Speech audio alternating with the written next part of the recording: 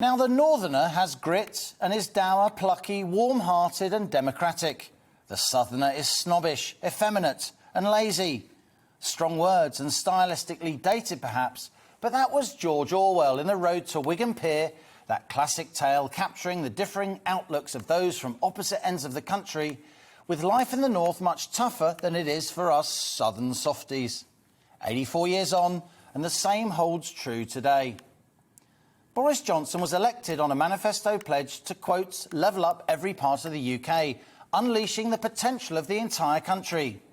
His 80-seat majority was built partly on a vow to deliver Brexit, backed, of course, by many traditional Labour supporters across the North and Midlands.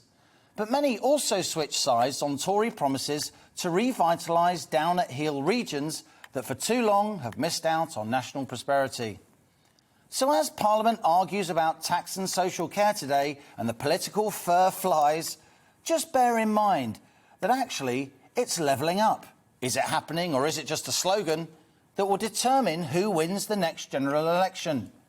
And under that heading, this government has serious work to do. Average annual earnings are 30% higher in London than the UK average and 50% higher than in the North East.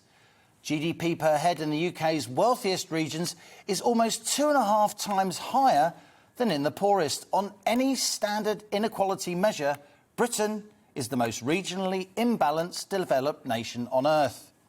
Harsher working conditions and relative poverty have long driven differences in north-south health outcomes and even life expectancy. And now we know, thanks to a report published today by the North Health Science Alliance, that lockdown has made those grotesque disparities even worse. The North has endured a 17% higher COVID death rate than the rest of England, the report shows. Wages fell further in the North. Unemployment rose much more.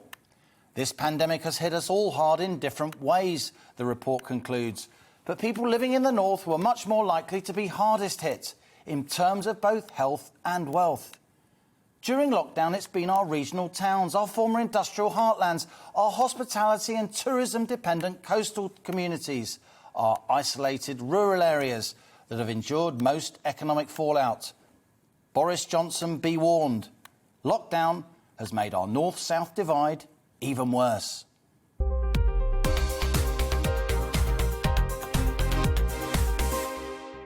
Welcome to the GB News YouTube channel. You can watch us live 24 hours a day, catch up on your favourite shows and join in the conversation in the comments below.